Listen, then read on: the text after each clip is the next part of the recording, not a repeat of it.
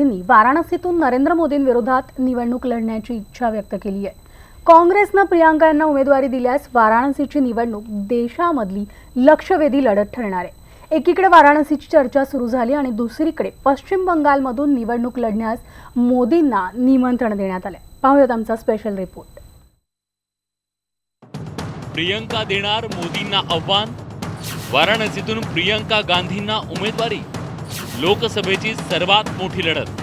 काँग्रेसच्या महासचिव प्रियंका गांधी वाड्रा या वाराणसीतून थेट पंतप्रधान मोदींना आव्हान देण्याच्या तयारीत आहेत। गेल्या लोकसभा निवडणुकीत वाराणसीतून नरेंद्र मोदींनी विजय मिळवला।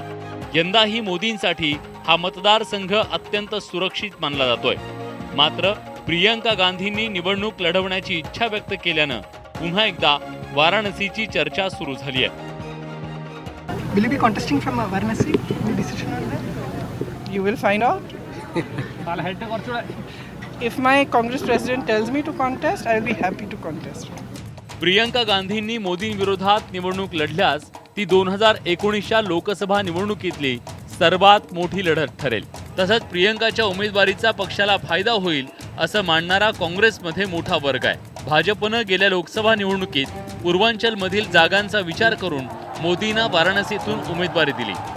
गेल्या वेळी मोदींची लाट होती, मात्र यावेळची परिस्थिती वेगळी आहे। नोटाबंदी आणि जीएसटी मुळे नाराज झालेला वर्ग काँग्रेसकडे वळू शकतो असं काहींना वाटतंय। वाराणसीत व्यापारी मतदारांची संख्या 3.25 लाख इतकी असून मुस्लिम 3.5 लाख, ब्राह्मण 2.5 लाख, पटेल 2 लाख, यादव 1.5 लाख, भूमिहार 1,25,000, राजपूत 1 लाख, चौरसिया 80,000 आणि 80,000 दलित आणि अन्य जातीचे 70,000 असे मतदार आहेत। हे जातीय समीकरण जुळवून आणण्यात काँग्रेसला कितपत यश मिळेल हे आताच सांगणं कठीण आहे। मात्र प्रियंका गांधींना उमेदवारी दिल्यास सुशेगात असलेल्या भाजपला गेल्या वेळेसपेक्षा जास्त ताकद लावावी लागेल।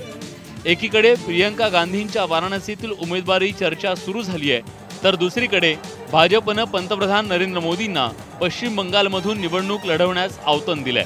मात्र भाजप अध्यक्ष अमित शहा यांनी त्याचा इन्कार केलाय।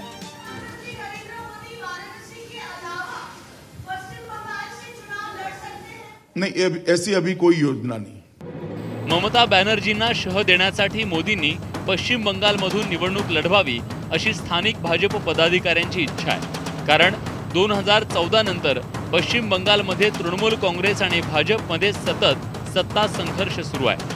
मोदींनी निवडणूक बंगालमधील भाजपच्या इतर उमेदवारांना त्याचा फायदा होईल असा अंदाज आहे। मात्र सध्या तरी भाजप अशी खेळी करण्याच्या मनस्थितीत नाहीये, पण राजकारणात कोणतीही गोष्ट अशक्य नाहीये। त्यामुळे आगामी काळात कुठल्या घडामोडी घडतील याचा नेम नाही। Bureau report, news 18 Lokmat.